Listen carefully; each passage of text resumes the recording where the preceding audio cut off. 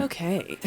I have attempted to film this video about 4 times now. This is try number 5, and we'll see if we can get through it, if I can mentally make it through and manage to post it. If not, I guess we'll try a 6th time next week. Hello friends, welcome back to my channel. My name is Katie, and today is an exercise in vulnerability and transparency. Basically, I'm going to be reading my writing to you. These are some things that I wrote all during last year, so this is all of last year's words. I wrote over 500,000 words last year, so there was quite a bit to pick from. We didn't want to be here all day, so I picked a selection of my favorite things that I wrote, and most of the stuff is not like super edited or, you know, it's just been line edited a little bit. There's nothing that I like fully revised.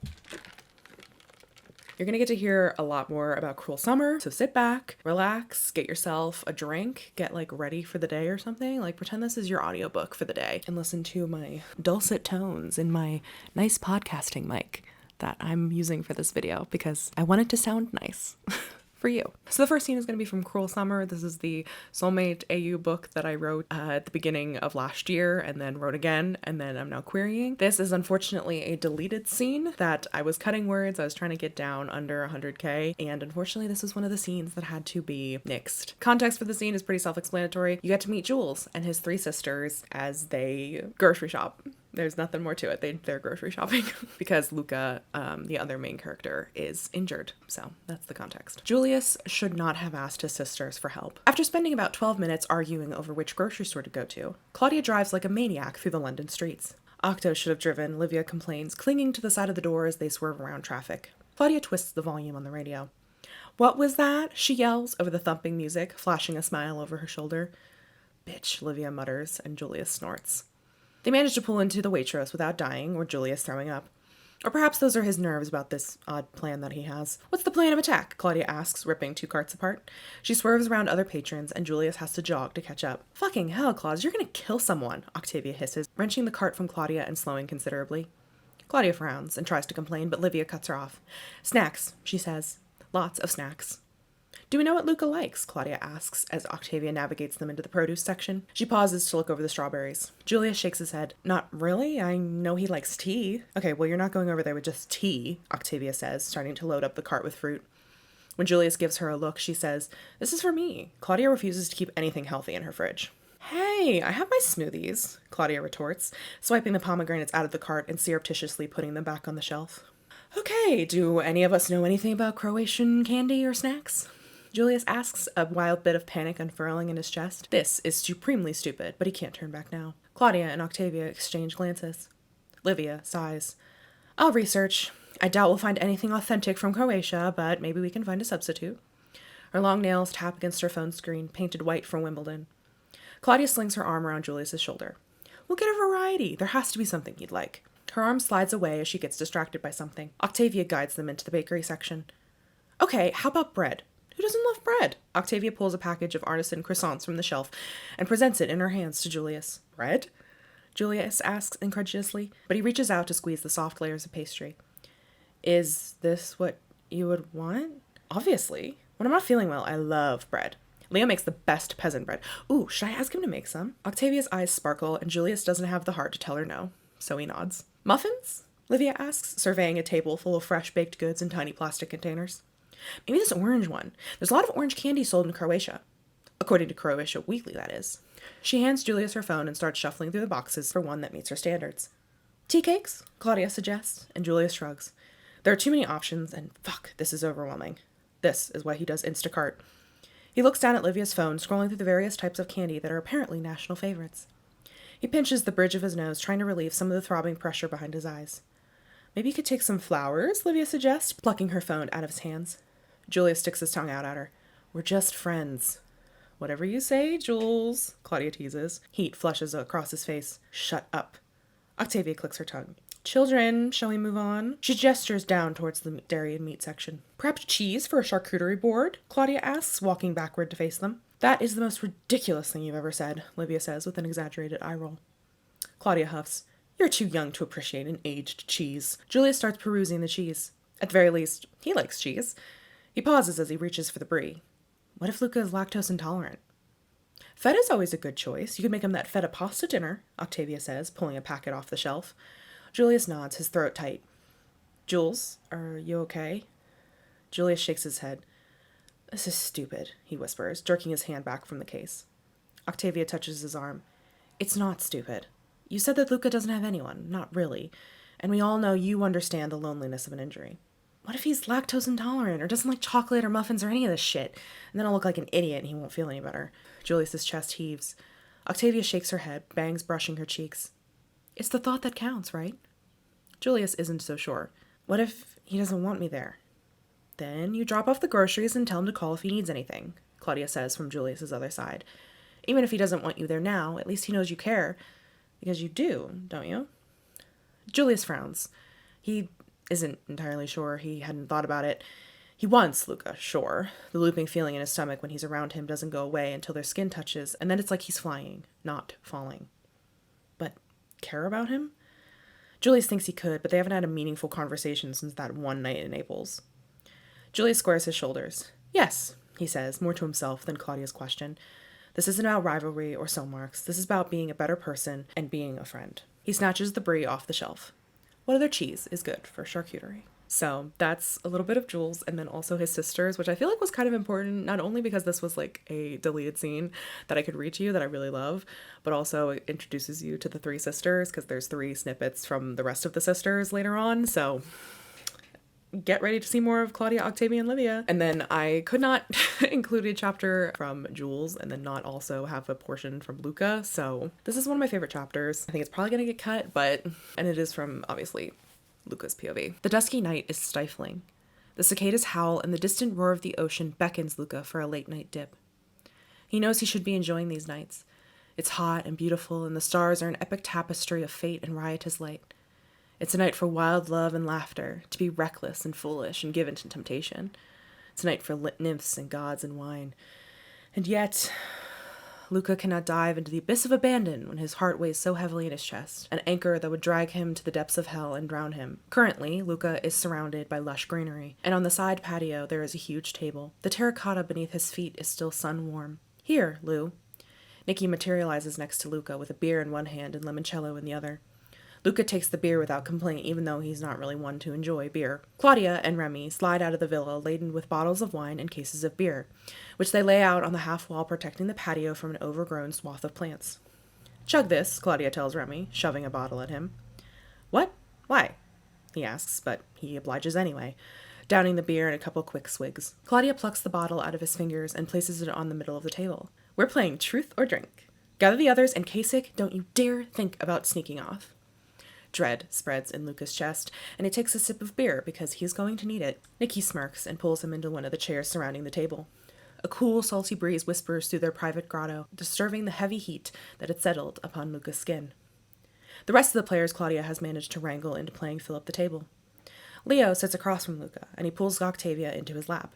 She rolls her eyes but obliges him by throwing her legs over the arm of the chair and threading her fingers through his dark hair. Zoe Almasi surprises Luca by sitting next to Leo, her dark silk hair twisted into a high bun and wrapped with a scarf. Remy hands her a cocktail of some sort before he takes the seat next to her, only one chair between Luca and him. How does she manage to do that? Luca turns as Ariel de Cordova slides into said chair, beer in hand. Who? He asks, even though he already has an inkling. Ariel gestures to Claudia, who is arguing with Julius over the music. Seriously, Claudia? Julius is saying, hands on his hips. What? Pompeii is the perfect song for Naples, Jules, she says, twisting the volume a few ticks higher. Julius shakes his head. It isn't even Bastile's best song, he grumbles, returning to a seat next to Nicky. Luca looks back at Ariel. She's very adept at pulling us all under her spell. Ariel shrugs. I'm surprised you guys even want me here. Luca stares at Ariel. He's young, not even 30 if Luca remembers correctly, only slightly younger than Jae-young. He's handsome in a square jaw, unreadable eyes, bad boy sort of way. His hair is chestnut brown, curly on top, but faded down the sides to keep it from puffing wildly. His nose is slightly hooked, his smile more of a smirk, and there's something intimidating about the way he holds himself aloof. Still, after 6 years off the tour, Luca can forgive the withdrawn attitude. Ariel catches him staring and scrubs a hand over his stubbly jaw. Don't mind me, just saying shit. Luca starts to say something, but Claudia cuts him off by twisting the bottle with a flourish and clapping loudly to get their attention. The name of the game is Truth or Drink. Whoever the bottle lands on gets a question from the spinner. Don't want to answer? Drink up. I'll go first. She flicks the bottom of the bottle and it whirls wildly, wobbling until it lands on Ariel de Cordova. "Oh no," he says, shaking his head, but he's nearly smiling. "Come on, Cordova, live a little," Claudia presses, leaning forward and planting her elbows on the table so she can properly stare at him. "The point of the game is that if you don't want to answer, you can just drink," Octavia says evenly. Ariel swallows, staring at Octavia. One of her feathery dark brows raises in a challenge. He sighs and turns to Claudia. "Go ahead, then," he says, resigned like a schoolteacher humoring children. Luca feels uneasy about the wicked edge to Claudia's smile. She taps her chin as she thinks, but Luca can sense that she has a question on her mind. "Have you met your soulmate?" she asks, and everyone's eyes fall to Ariel's left wrist, wrapped in black to hide whatever name is below. Ariel pauses, his beer bottle halfway to his mouth, his light blue eyes darting around the table, uncertainty on his face before his expression smooths. Then he looks at Claudia and says, "I haven't. No." Claudia's spine straightens, and her face is a mix of confusion and shock. "I thought you were married," Remy chimes in, now that the game has gotten juicy. "That's what I thought," Claudia exclaims, pointing at Remy. "Not that it's any of your business, but I was engaged," Ariel says, rubbing his thumb along the slender neck of the bottle. "Never married." "What happened?" Julius asks, leaning forward in tandem with Claudia. Ariel glances up at him and shakes his head. Then, with deliberate slowness, he takes an exaggerated drink of his beer. Ariel had revealed more than Luca would have ever thought. He takes a drink and regrets it. Fuck, he does hate beer. "Thank you for indulging me, Cordova," Claudia says, saluting him with her wine glass. "We're going clockwise. Jules, spin." She collapses back into the chair between Julius and Leo, smacking his shoulder with surprising coordination of all her limbs. Julius rolls his eyes and smacks the edge of the bottle, sending it wildly spinning. Luca watches it spin, light catching off the deep green and sending a shower of emerald shards across the table. It seems to spin forever, time suspended, as Luca prays that it doesn't land on him. The wind picks up, ruffling Luca's hair and making the bottle do one additional rotation. And then it stops, pointing directly at Luca's chest. So, that's a little bit of Cruel Summer.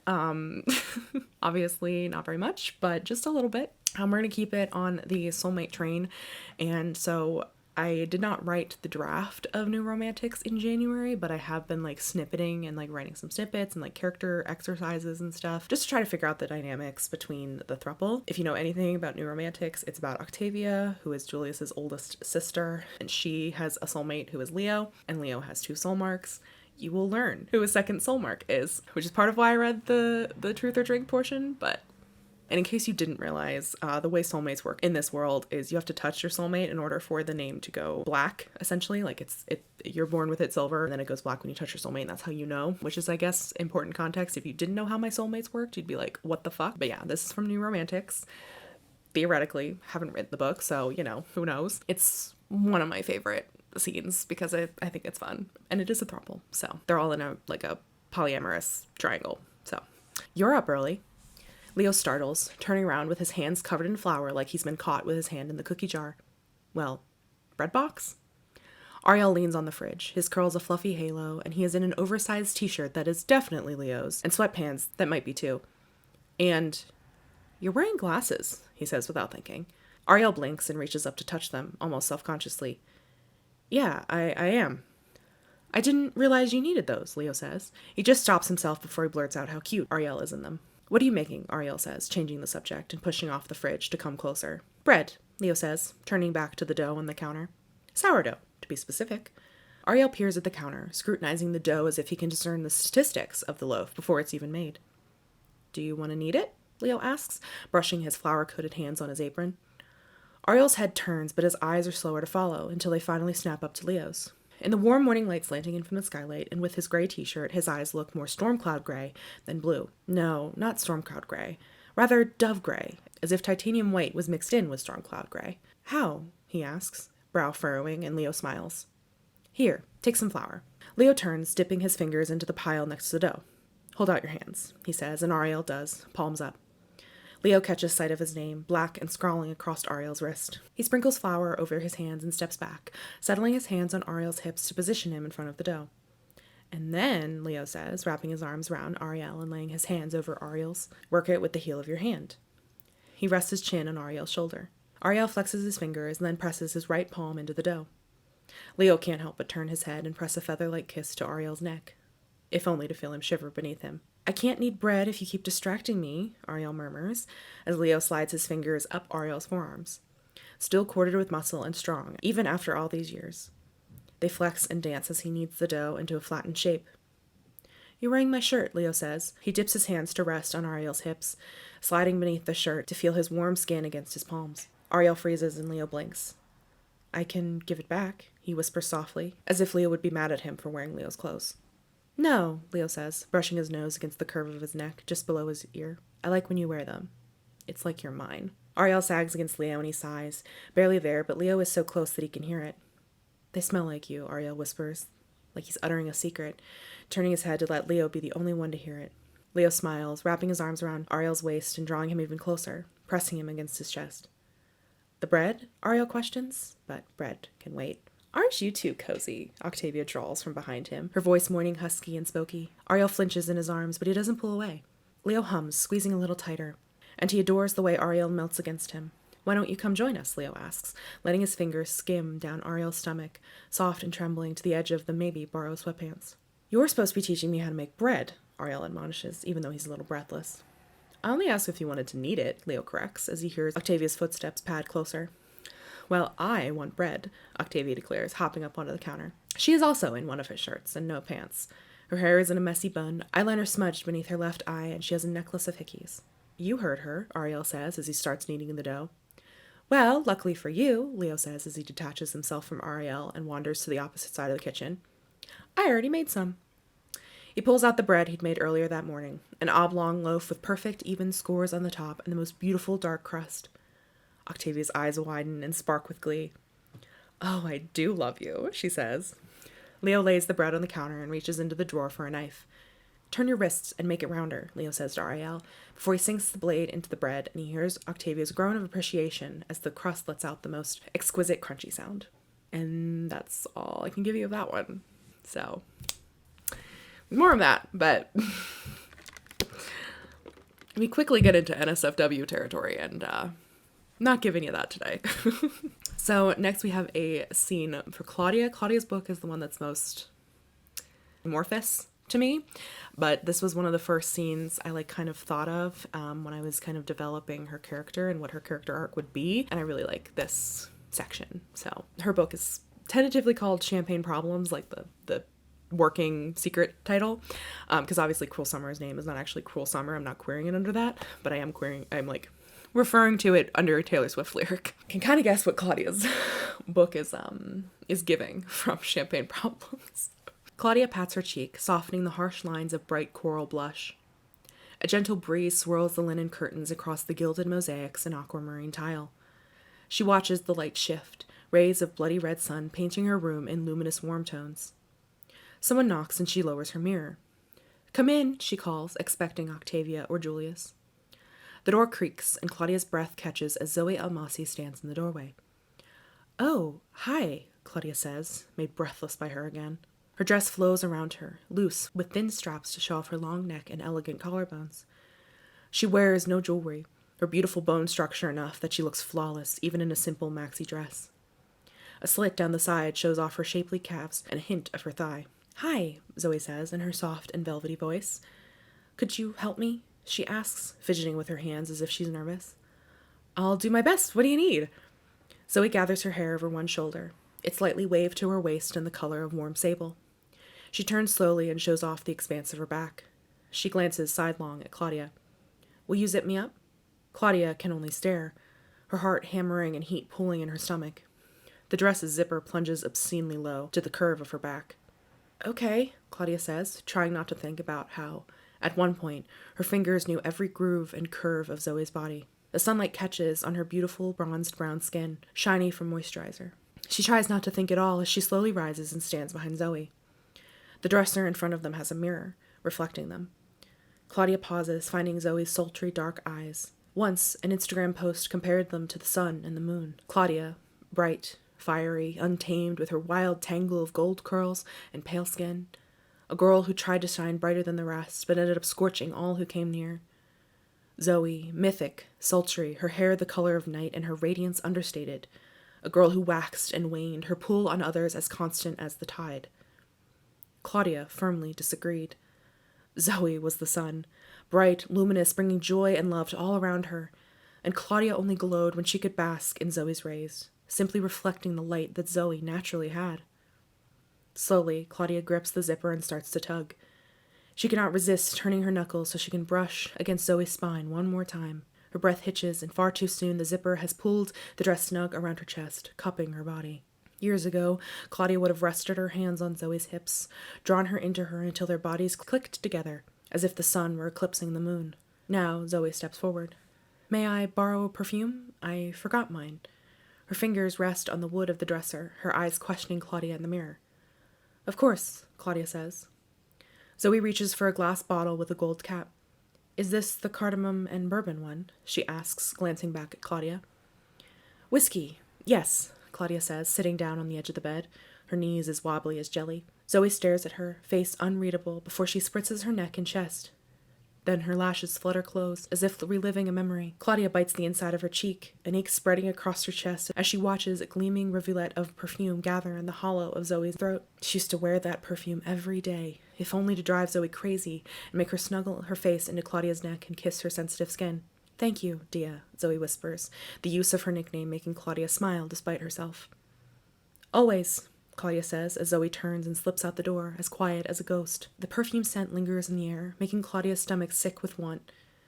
She's traveled with a bottle even though she rarely wears it anymore, because sometimes she likes to smell it, just to remember that once she had loved and been loved.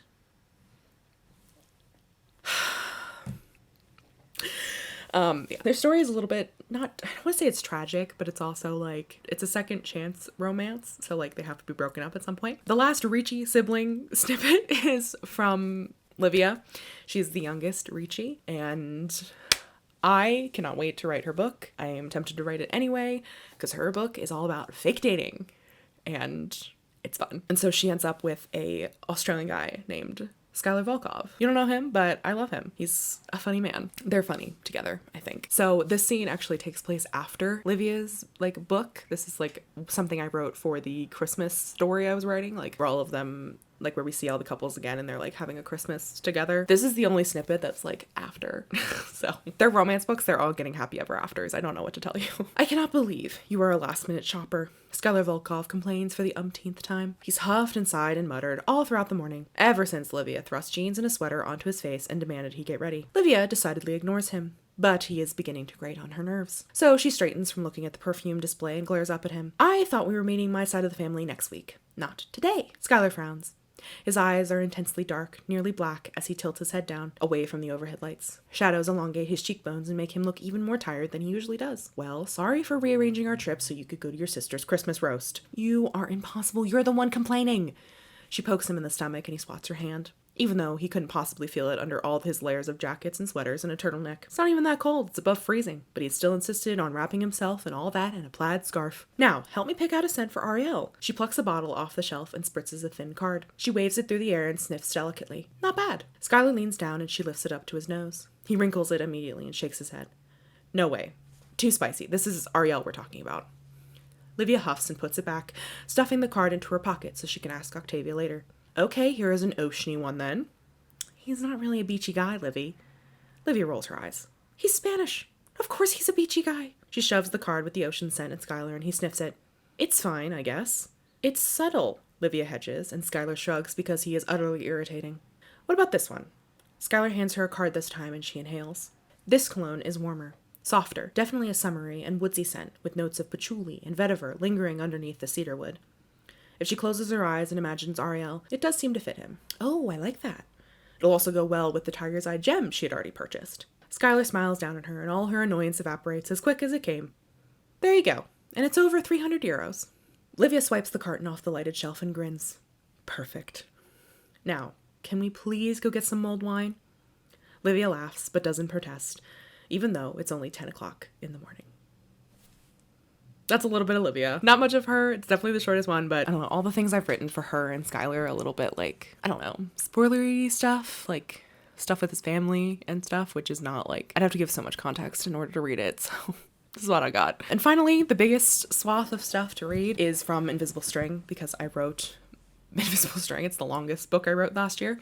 And it's also easier to read Invisible String because it's not going to be published at all ever. So I could like read the whole thing to you and it would be fine. I'm not going to do that, but there's more that I could read. But I did narrow it down to some of my favorite stuff. I was going to read a scene with Nicky and Luca, but I was like, gonna be a little selective here. So if you want more of this, let me know and I'll maybe give you more. This takes place in Rome. Nicky and Elijah are really good friends. They're not romantically involved yet, but I think it's quite obvious that Elijah's a little bit in love with Nicky. Don't know about Nicky's not yet there. Elijah's a skater boy. She said, "See you later, boy." Sorry. Your skateboard. Can I try? Of course, Elijah says without thinking. Have you ridden one before? He nudges the board towards Nicky. Nope, Nicky says as he puts a foot onto the board. It wobbles, and he holds out his arms to balance. Easy, easy, this isn't the best surface to learn on. Elijah takes Nicky's hand without thinking, stepping closer as Nicky leans into him heavily. It's startlingly similar to a date he had years ago. He can't even remember the woman's name, only that she knew Sarah, and she was an unabashed optimist. No wonder it didn't work out. Sarah is Elijah's sister, by the way. Nicky's fingers dig into his hand, and he laughs, a breathless chuckle as he gets both feet on the board. Got it? Elijah asks, watching Nicky attempt to stay still. It's a hard task normally, especially with the wheels wanting to explore across the ground. Nicky shakes his head. Not really. Trust your body, Elijah says, and he takes a deep breath before he rests his hand against Nicky's hip. He can almost feel his warm skin through the t-shirt, and he tries not to imagine slipping his thumb beneath the hem to brush against his skin. Oh. Elijah looks up at Nicky since now he's more than several inches taller on the board. His tongue darts out to wet his lips, and a punch of heat strikes Elijah in the stomach. I got you, Elijah murmurs, squeezing Nicky's hand. It's the only way he can say he's here, in more ways than one. Nicky gasps softly and blinks rapidly, his lips parting in fuck. Elijah wants to lift onto his tiptoes, and Nicky's eyes widen as he tips backward and the board slides sideways. Elijah surges forward and half catches Nicky before he can drag them both down. Nicky, at least, has enough self-preservation skill to grab onto Elijah's shoulders and crash into him, rather than behind him. Nicky's feet are taken out from under the board, and they scrabble against the ground as he tries to get himself upright. Shit, Elijah says with a chuckle as Nicky pulls back to look at him. They're pressed together, and Nicky is so warm, and this close, Elijah can smell the woody scent of his cologne and his coconut shampoo. Thanks, Nicky says as they part and let go of each other. It's easier to keep your balance if you're moving. Trying to keep the skateboard still is hard, Elijah explains. Nicky nods and runs his fingers through his hair, getting it off his face before he gets back onto the skateboard. Elijah reaches out to steady him, but Nicky is already pushing off with his other foot, coasting across the courtyard sandstone. Nicky barks out a laugh as if he's shocked by how easily he's coasting. Careful, Elijah says, worry twisting in his gut as he suddenly realizes this is a supremely bad idea. And, as expected, the wheels catch on a crack, and Nicky tumbles forward, his balance still shifting as the skateboard lags behind. Lightning-hot panic surges through him, the crack of Nicky hitting the ground alarming and horrifying. A broken bone? A concussion? Fuck. He skids to his knees as Nicky rolls onto his back. He grimaces, his hair fanning bright red like blood against the sandstone. Shit, are you all right? Elijah's hands flutter uselessly around him. Yeah, I'm fine, Nicky says as he flexes his right hand. Are you sure? Hey, don't move just yet, Elijah says, laying a hand on his shoulder. You went down pretty hard. Nicky snorts, and his eyes lock on Elijah's. I've had worse, he says. Elijah squeezes his shoulder, and an ache runs through his chest. There is a subtext to Nicky's words that he does not like. Doesn't mean it doesn't hurt, he says, his voice a touch too soft. Nicky rubs his wrist, and his lips twist. It's not broken. He looks at his flexing hand, and Elijah's eyes are drawn to the wrist wrap hiding his soul mark. He looks away quickly to assess the rest of him. Nicky's right knee is scraped, beads of blood trickling down his shin. It's all overwhelmingly familiar. Are you sure it isn't broken? Elijah asks. Oh yeah, I've broken this hand before. Nicky shakes out his wrist before he slowly sits up, running his other hand through his hair and shaking it to fall as usual over his forehead. I have bandages in my room. Let me patch you up, Elijah says. I'm fine, really, Nicky says, and when Elijah gives him a look, he sighs. Pain doesn't bother me. What do you mean? Elijah asks, a touch sharper than he means to. There's a haunted quiet in Nicky's eyes, a wry curl to the way he's half smiling. My father always told me that pain was a cleanser. Focuses the mind, gives clarity. Nicky flexes his hand again, and even though it's starting to swell, he doesn't even flinch. That is horrible advice, Elijah says through the lump in his throat. Nicky brushes his other hand over his knee, swiping at the blood as if he's only dusting it off, It smears but wells up again, and Nicky frowns at it as if it personally offends him. Come on, let me at least get you a bandage, Eliza says as he gets to his feet. He holds out a hand to Nicky, who at least takes it and lets Elijah haul him up. It's fine, really, Elijah, Nicky says again, his hand warm in Elijah's. My father taught me in a box. I've had way worse than this. So you've said, Elijah says. He squeezes Nicky's hand gently. Doesn't mean you can't have someone take care of you when you are hurt. Nicky blinks, and he chews on the inside of his cheek. I guess, he murmurs, and that strange look on his face is there again, like he's trying not to unravel at the seams. Elijah lets his hand go and turns to grab his skateboard. Questions boil in the back of his throat that he wants to ask, but instead he leads Nicky out of the courtyard and back into the hotel. His room is on the first floor and not far from the courtyard. He tries not to think about Nicky and his room and his space. He knows all his stuff is packed up for the most part, but he can't help but worry he's left something unmentionable out. Not that he has any unmentionable things. Elijah banishes all of his thoughts from his head as he opens the door. He left his windows open and the sounds of the street slip in under the linen curtains. Are you leaving tomorrow? Nicky asks, taking a seat in the desk chair opposite the bed. Yes, Elijah says, and he hears Nicky hum softly. Elijah kneels at Nicky's feet and tries not to think too hard about where they're positioned. His fingertips skim across Nicky's knee. Doesn't look like you'll need stitches, he says. Oh, good. Thanks for your expert opinion, Doc, Nicky says, his voice dripping with sarcasm, but he's starting to smile again. Elijah starts to wipe the blood away, starting at his shin. Are you okay? He asks, as gently as he can. I told you, I'm fine. Not what I meant, Nicky, Elijah says, looking up under his lashes at Nicky. His breath hitches and he turns his head. You don't have to do this, Nicky says, but Elijah curls his fingers around Nicky's ankle, hoping to ground him. I just feel... Nicky trails off, looking down at his hands as if they hold the answer.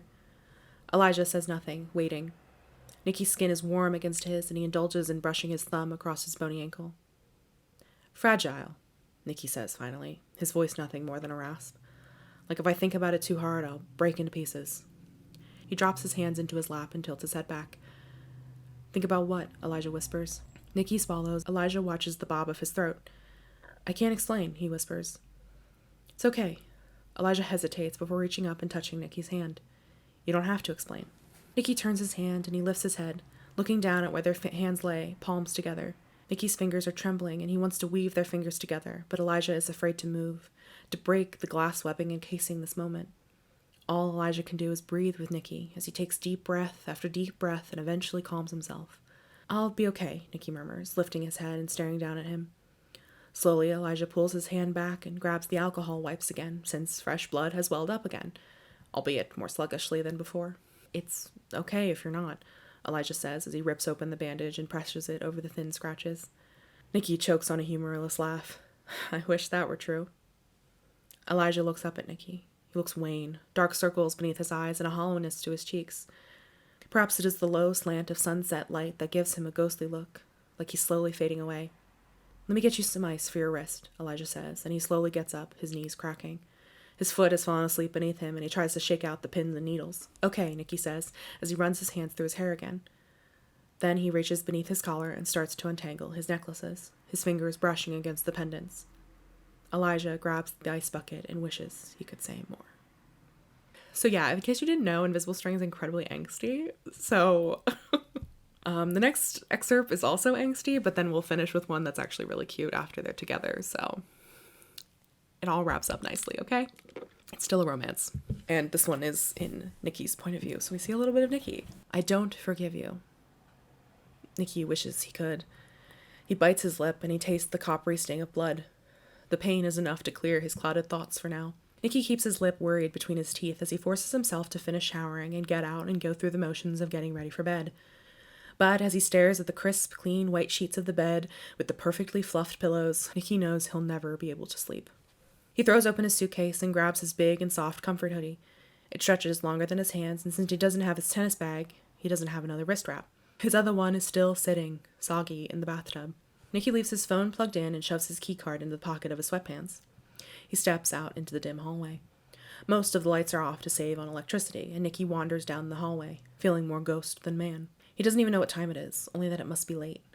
It's the time of night for whispers and secrets, for intimacy and sweet kisses. Nicky wonders if he should call Magnus now, and if he would even pick up. Nicky stops in front of Elijah's door. He doesn't know why he's here, but he is. And light sneaks out from under the door. Before his courage fails, Nicky reaches up and knocks. It takes a couple of minutes, but eventually the latch unlocks and the door slowly creaks open. Nicky? Elijah blinks at him. Sorry, I saw the light on and... Nicky trails off, unsure of why he's here. Can't sleep either? Elijah asks, opening the door wider. Nicky steps inside and Elijah brushes against him to close and lock the door. Once again, he's overcome with unbridled affection.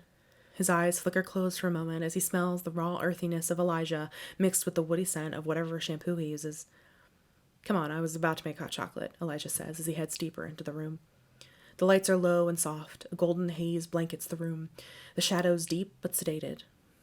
Elijah has a portable milk frother, which whirls softly on the desk. The curtains are drawn away, the windows thrown open to let in the cool October air and the whisper of the city at night. Somewhere, far off, an ambulance wails, and Nicky shivers at the lonesome sound. Hot chocolate? Nicky asks, as he stands awkwardly in the middle of the room. Elijah pops open a tin. My sister bought me a fancy kit for my birthday. That's cute, Nicky says softly, and he means it. Plastic crinkles as Elijah plucks 2 paper cups from the complimentary coffee station next to the microwave. Whenever I had a nightmare, she would bring me a cup, and when I got older, she would put a thimble of whiskey in it, Elijah says with a chuckle. Don't think I need any more alcohol, Nicky rasps, swaying a little on his feet. Ready to admit you're drunk? Elijah asks, and Nicky rolls his eyes. I'm not, really. Nicky swallows back his next words. I wish I was. He might be able to sleep if he was drunk. Go, sit. You look tired, Elijah says, gently touching his shoulder and nudging him in the direction of the bed. Nicky crawls onto Elijah's bed and sits cross-legged in the middle. I thought you would have been passed out, Nicky says, not wanting to sit in the quiet. Elijah shrugs, pouring 2 packets of chocolate into the cups. Jet lag, I suppose, Elijah says, but they both know it's a lie. Where did you get the milk? Leaning up as Elijah pours steaming frothed milk into the 2 cups over the bits of chocolate. Front desk, Elijah says simply, and Nicky doesn't have enough energy to interrogate that conversation any further. Elijah stirs each cup carefully before he turns and hands one to Nicky. Pleasant warmth presses through the paper into his trembling fingers. He looks down at the swirling hot chocolate, the rich sweetness of it rising into his face. Elijah joins him on the bed, sitting across from him, with his cup cradled in his hands. Careful, it's hot, Elijah says before he blows on his, steam coiling up into his face. Nicky takes a shaky breath. Thanks, he murmurs, taking a burning sip. The tip of his tongue is scorched, but the heat courses down his throat and warms him from the inside out. Nicky, Elijah says after a moment, if you want to talk, I'll listen. Nicky runs his stinging tongue along his teeth, contemplating Elijah's words. The weight of the entire day wants to crush him. It rests on his shoulders, threatening to crack his glass heart. He wonders if he speaks it all aloud, if he'll finally unravel and be nothing more than ash. When he looks up at Elijah, he is searching Nicky's face. His expression is unspeakably tender, open in a way he's never seen on Elijah's face. Perhaps it is just the candlelight-like flicker of the bedside table lamp, or perhaps it is Nicky's sudden, uninhibited affection for Elijah. His lips tremble, and when he tries to open his mouth to speak, nothing comes out. Elijah reaches out, hesitant, but then his hand lands on Nicky's knee and steadies him. He is alive. He is here. He does exist. And I can't give you any more because any more would be trigger warning.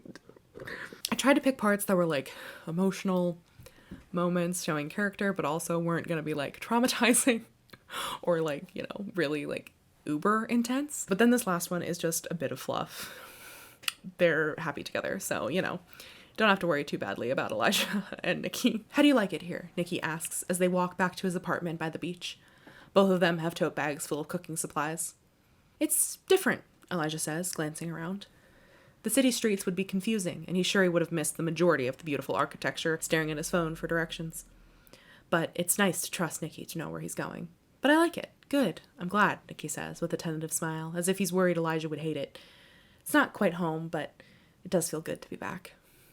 Elijah finds it almost funny that neither of them really has a permanent home. They have home bases, of course, places to train and sleep and eat, but nothing that is fully their own.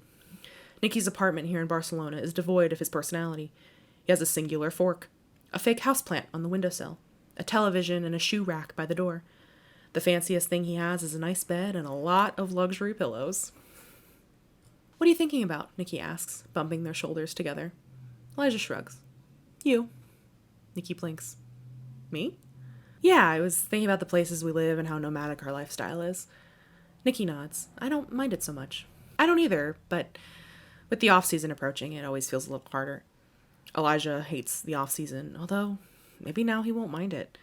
He mostly hates going home for the holidays and enduring all of his nosy relatives' attempts to see how he's coping, being markless and lonely. Although now... He puts a pin in the thought as they arrive back at Nicky's apartment complex and head up the stairs. I can't believe you picked the one building without an elevator, Elijah huffs, readjusting the tote strap on his shoulder. You've seen the architecture, Nicky protests, and he is right.